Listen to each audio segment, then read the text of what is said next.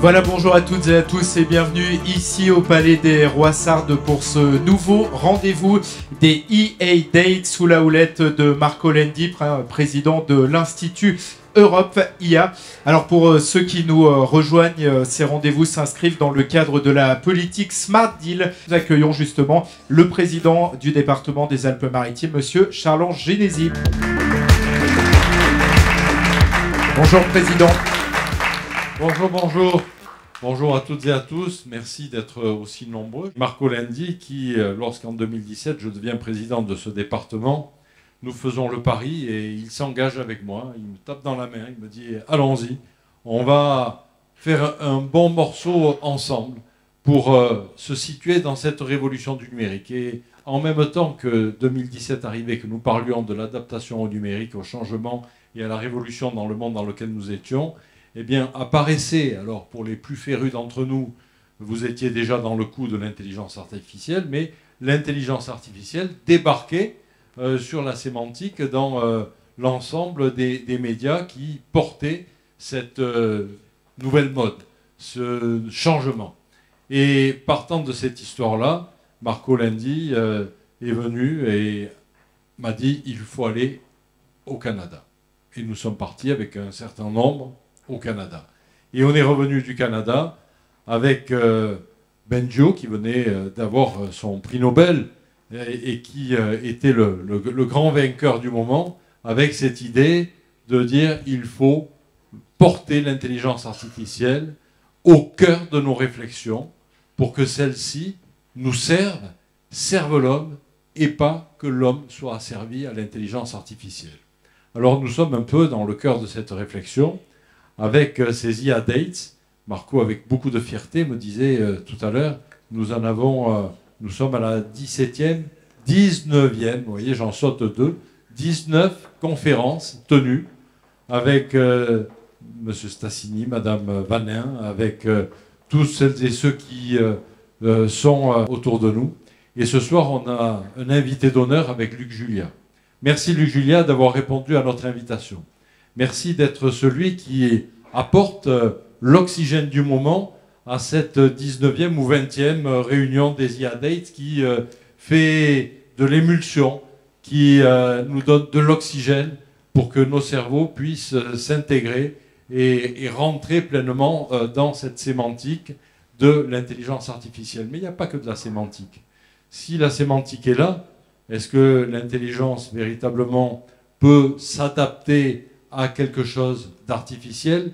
J'en sais rien. Moi, pour ma part, je me pose toujours la question. J'ai été le législateur ayant appartenu à l'Assemblée nationale pendant quelques années, avec des réflexions. Fallait-il, à l'époque, c'était en 2007, légiférer sur le numérique? Vaste débat. Vaste débat, parce que nous prenions, en légiférant, le risque de voir nos cerveaux les plus sérieux, les plus forts, s'éloigner de l'Hexagone et aller sur d'autres territoires. Et en même temps, nous sentions la nécessité de cadrer un petit peu les activités. Faut-il considérer qu'il s'agit d'une intelligence dès lors qu'on se pose la question de l'intelligence de l'homme, avec le philosophe qui dit que l'homme est un animal intelligent? L'animal n'est-il pas intelligent? Pour beaucoup d'entre nous, la question peut être posée et se pose à un point où la protection du monde animal, certains députés aujourd'hui portent cette idée de dire qu'il faut la rentrer dans la Constitution. Donc on voit que les évolutions sur le plan de cette sémantique, de cette connaissance, est bien là. Mais en même temps, comment ne pas aborder ce moment formidable dans lequel nous vivons? Et ce soir, nous allons vivre un moment formidable d'échange et de développement des idées avec le machine learning, avec le deep learning, avec toutes ces évolutions qui font qu'à un moment donné, tout ce qui a été inventé depuis Turing et le reste fait que la machine à calculer de l'homme n'a cessé de progresser. Luc Julia est au cœur de ce dispositif. Et moi, je ne le savais pas. Il a fallu que Marco me dise « Luc Julia, tu sais, c'est celui qui a été le grand patron chez Samsung, c'est celui qui a été le co-inventeur de Siri chez Apple, c'est celui à qui tu parles, et moi je lui parle tous les matins. Alors pas à Luc Julia, mais tous les matins, quand je me réveille, je me tourne vers mon téléphone, je dis « Siri, France Culture ». Et crac, et France Culture se met à marcher. Alors, ce que vous avez fait, c'est merveilleux. Depuis, d'autres sont arrivés sur le marché, vous allez probablement nous l'expliquer, mais quelque part, il y a, avec toutes ces inventions, un accompagnement dans notre modernité, jusqu'à la domotique qui est commandée aujourd'hui par Siri, par Alexa, par toutes ces commandes vocales qui font que vous allumez vos radiateurs, vous baissez vos stores, vous allumez les lampes, vous mettez votre cuisine en route. Et de toutes ces applications, je trouve des applications tous les jours dans le conseil départemental, que ce soit sur les routes, pour la surveillance du bon état des routes, avec les capteurs, avec de l'intelligence qui se nourrit, avec cette responsabilité que nous avons sur nos EHPAD, sur les personnes dépendantes, pour pouvoir les accompagner. Et tout cela au cours de ces 19 IA Dates. Merci Marco. Merci mesdames et messieurs de nous avoir accompagnés pour qu'il y ait un rendu. Et en même temps, je salue les services du département qui ne manquent pas d'être là, avec Delphine Gerhardt, avec l'ensemble de celles et ceux qui travaillent. Je salue les maires, avec le maire de Villars qui est là avec nous, toujours présent. Il me dit, dès qu'on parle d'intelligence, j'accours. Avec David Simplot qui fut celui qui nous a porté le 3 IA dans le département des Alpes-Maritimes, avec Georges Fritsch qui nous fait rentrer aujourd'hui dans un monde, le métaverse. Le métaverse, là aussi, comment faut-il y aller? À quel moment faut-il y aller? Bon, allez, autant de sujets qui font que c'est avec vraiment un grand plaisir que ce soir je reçois Luc Julia, un grand patron, et qui aujourd'hui, de surcroît, est le directeur scientifique chez Renault. Alors, ça fait un peu faire cocorico au président du département que je suis, parce que je me dis, voilà quelqu'un qui revient pour servir une grande entreprise française, et ça réchauffe le cœur. Merci à vous d'être là, merci à vous trois de participer autour de Marco à ces réflexions, et merci à Marco, qu'on peut largement applaudir.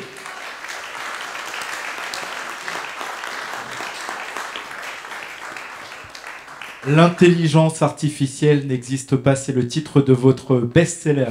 Sur le titre de la conférence de ce soir, je vais prendre une position dès à présent, c'est que l'intelligence artificielle n'existe pas. Ça, c'est moi, là, c'est le gars avec la chemise hawaïenne.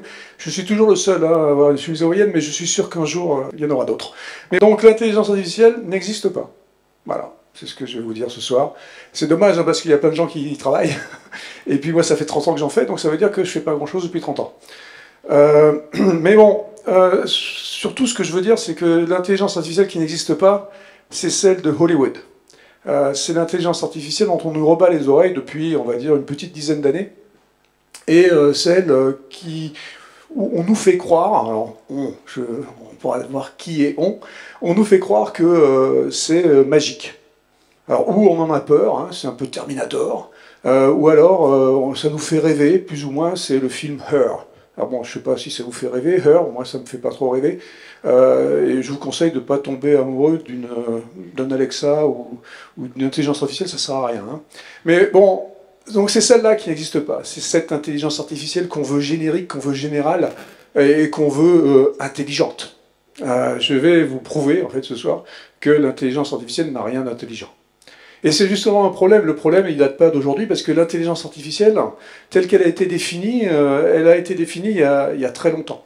Ça ne date pas d'il y a 10 ans. Ça date de 1956. 1956, c'est des savants très intelligents à l'université de Dartmouth qui sont réunis, c'était des mathématiciens. Hein, donc ils sont réunis, ils ont décidé d'appeler la chose sur laquelle ils travaillaient intelligence artificielle. D'accord. Donc, qu'est-ce qu'ils faisaient? En fait, ils étaient en train de modéliser, ils essayaient de modéliser un neurone mathématiquement, statistiquement. Et évidemment, alors ils se sont dit, bah tiens, si j'ai un neurone, je peux avoir un réseau de neurones. Si j'ai un réseau de neurones, j'ai un cerveau. Si j'ai un cerveau, j'ai de l'intelligence. Alors, sérieusement, est complètement idiot. Hein. Ils l'ont prouvé parce qu'ils ont échoué, mais je vais y revenir.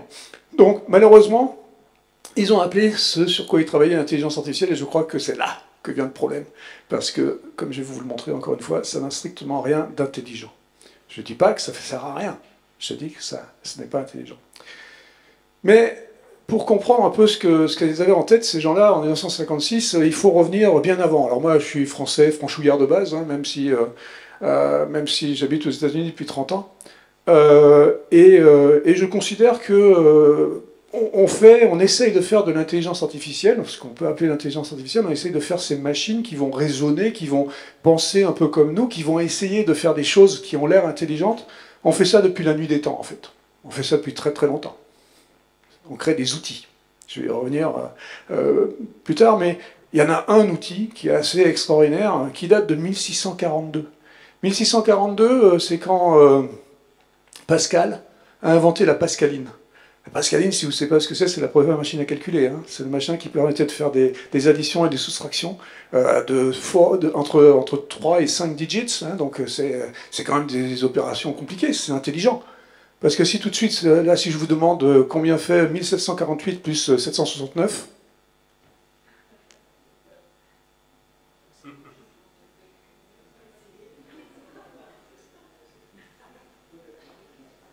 « 1748 plus 769. »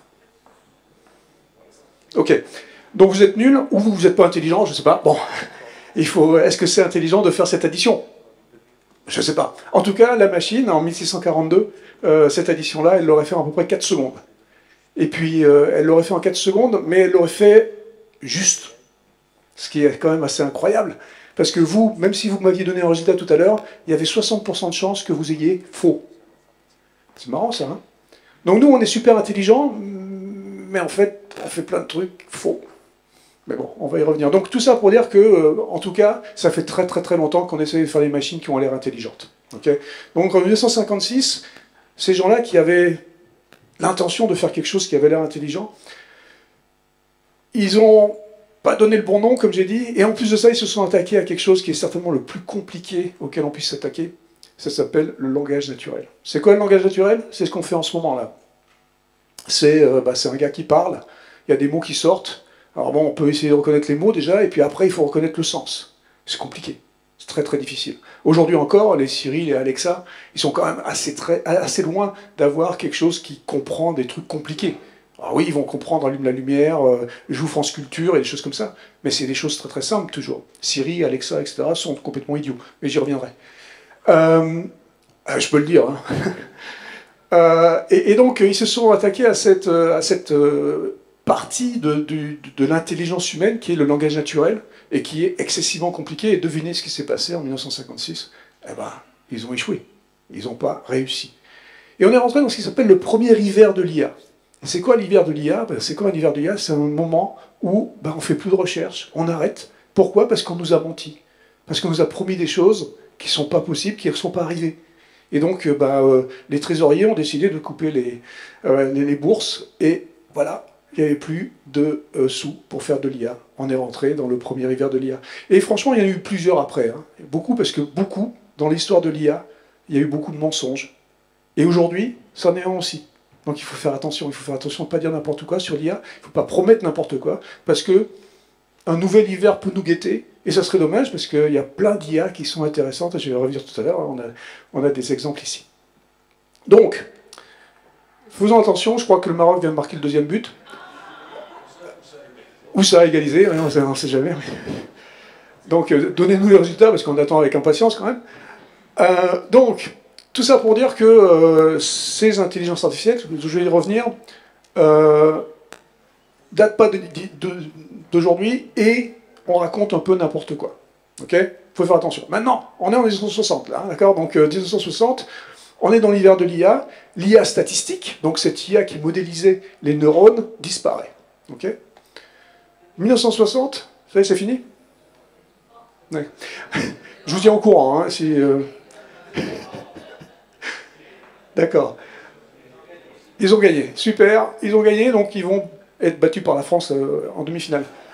Donc, où j'en étais là? Oui, Intelligence artificielle. 1960, donc, fini. Sauf qu'il y a un nouveau type d'intelligence artificielle qui apparaît, qu'on va appeler l'intelligence artificielle logique, au lieu de statistique. Et vous savez tout ce que c'est, vous avez entendu parler des systèmes experts. C'est ce qu'on a fait dans les années 60, donc 70, 80, 90. Donc ça a duré très longtemps, les systèmes experts. C'était super. En fait, les systèmes experts, ça marchait pas mal, mais c'était super facile à expliquer. C'était des règles. On disait, je fais ci, je fais ça, si machin à leur truc, et on construisait des arbres de décision, et c'était super facile, et c'était super simple. D'accord. Et ça a marché. Mais c'était super simple, pas vraiment, parce qu'il pouvait y avoir des arbres très très très compliqués, en fait. Donc très difficile à maintenir, s'il fallait rajouter une règle, c'était le bordel. Donc, c'était compliqué. Okay. Mais ça a quand même marché pas mal, et il y a un truc qui a marché en 1997, ben, il y a Kasparov, champion du monde d'échecs, qui se fait ratatiner par la machine quand même. Deep Blue d'IBM. D'accord. Et, bon, alors vous allez me dire, c'est super intelligent de jouer aux échecs. Est-ce que c'est super intelligent de jouer aux échecs? Les échecs, vous savez certainement ou pas, que c'est 10 puissance 49 coups. Hein, 10 puissance 49 coups, bon, c'est beaucoup de coups, mais bon, on est capable de les quantifier, on est capable de savoir. Il n'y avait pas assez de mémoire en 1997 pour mettre tous les coups dans la machine, mais on pouvait mettre toutes les règles. Parce que c'est un jeu. Un jeu, ça a des règles. D'accord. Et donc, on a réussi à faire une machine qui, effectivement, a battu Kasparov aux échecs. Et aujourd'hui, si vous essayez de battre une machine qui joue aux échecs, vous la mettez au niveau 2. Hein. Sinon, vous n'avez aucune chance. Hein. Donc, bref, l'intelligence artificielle et les systèmes experts sont à la mode, marchent assez bien, mais peuvent être un peu compliqués à maintenir. Après ça, arrive 1990, les années 90. Et qu'est-ce qui se passe dans les années 90? Il se passe que l'intelligence artificielle statistique revient. Et je vais vous dire pourquoi elle revient, mais on l'appelle autrement. Évidemment, on ne va pas appeler ça machin, parce que c'était mort avant. Donc maintenant, on appelle ça machine learning. Alors ça, c'est super, là. Maintenant, c'est les machines qui vont apprendre. Et elles vont apprendre sur quoi? Elles vont apprendre sur des données. D'accord? Plein de données. D'accord? Et pourquoi on a plein de données? Parce qu'en 1990, qu'est-ce qu'il arrive? 1995, Internet. Internet arrive avec plein de données. D'accord? Alors que des données vraies, évidemment. Hein. Vous savez que tout ce qui est sur Internet est vrai. Hein. Bon. Donc, voilà, Internet arrive, on peut faire maintenant des trucs extraordinaires. Donc on fait non seulement du machine learning, mais on va faire aussi du deep learning, avec encore plus de données. D'accord? On met 10 ans pour faire ça, plein de données, plein de machine learning, plein de deep learning, super, génial. Et un des premiers trucs qu'on fait, vous savez quel est un des premiers systèmes qu'on a fabriqué dans les années 90, à la fin des années 90, quand Internet commençait à être un peu chaud, on a fabriqué un reconnaisseur de chats. Parce que sur Internet, les gens postaient des images de chats. Et il les annotait. Il disait, oh, c'est mon kitty, c'est mon minou, c'est mon chaton. Et donc on se retrouve avec la plus grosse base de données de chats qui existe. Et donc on peut faire, les scientifiques, nous, on peut faire le premier reconnaisseur de chats. C'est vachement intelligent, un reconnaisseur de chats. D'accord?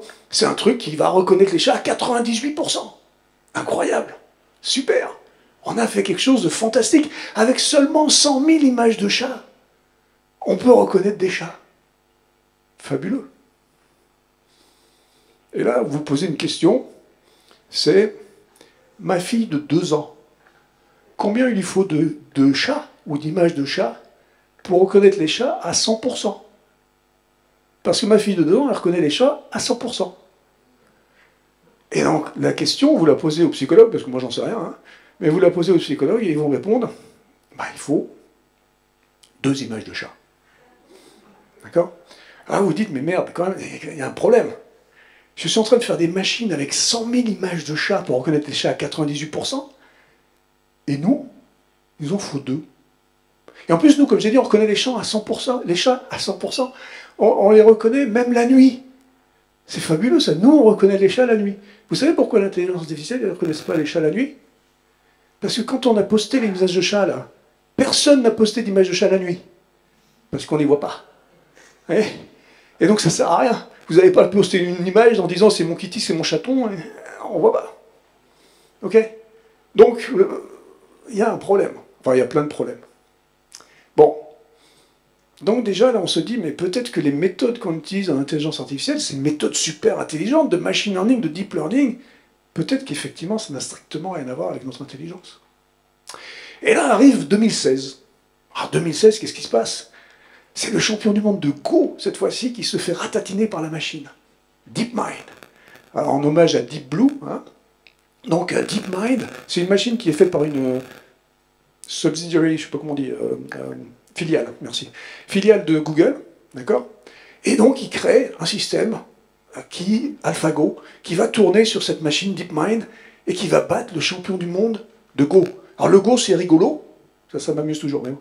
Le Go, c'est rigolo parce que c'est pas du tout comme les échecs. Hein. Les échecs, 10 puissance 49 coups.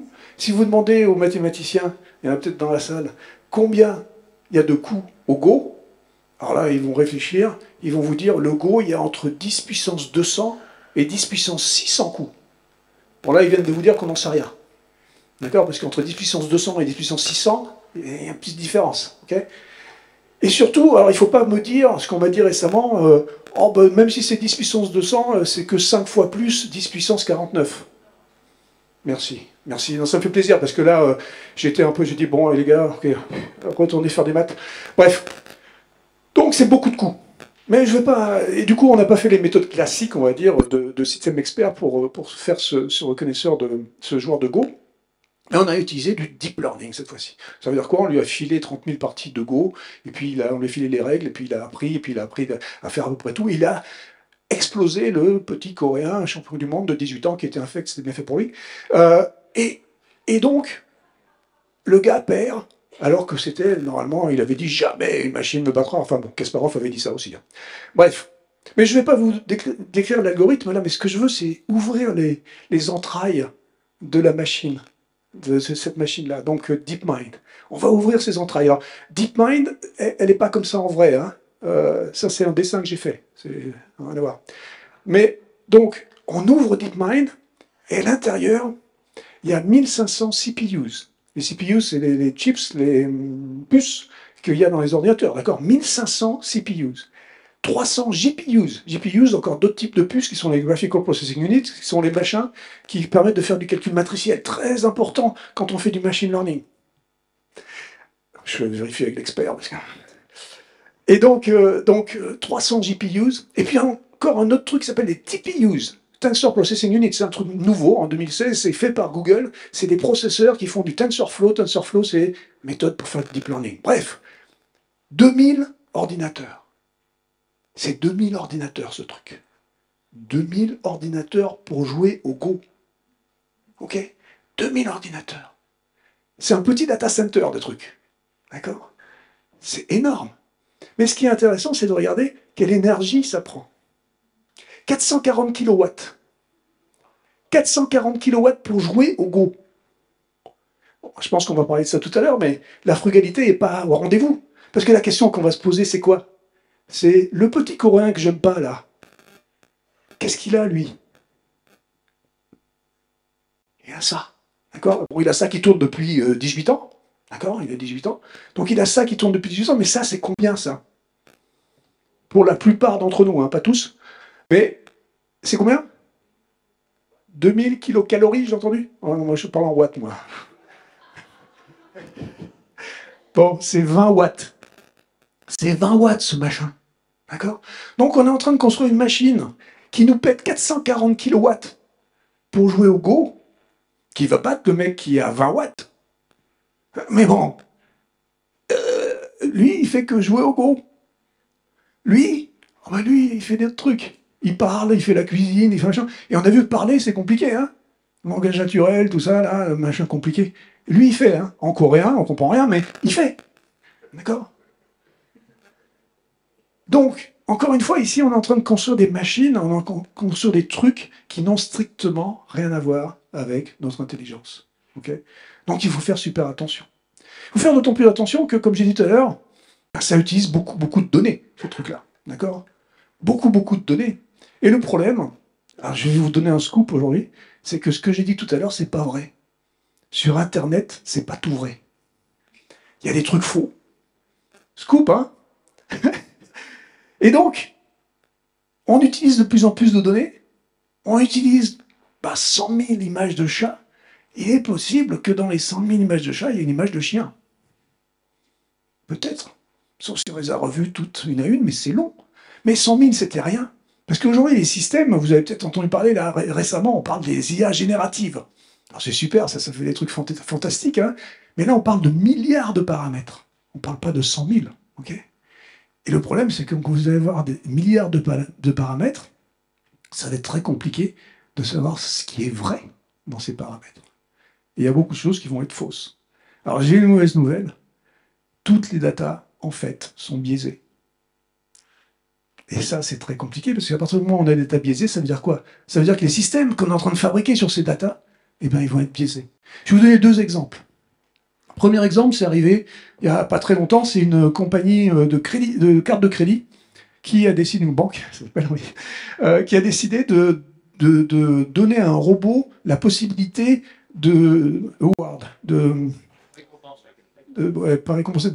donner en fait le niveau du crédit qui va être sur la carte de crédit. Je sais pas comment on dit, mais bon, c'est pas grave. Le plafond qui est autorisé.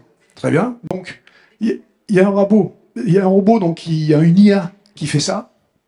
D'accord? Donc une IA va décider en fonction de vos revenus, de votre situation, de blablabla. Le robot décide de vous donner, de vous définir le plafond.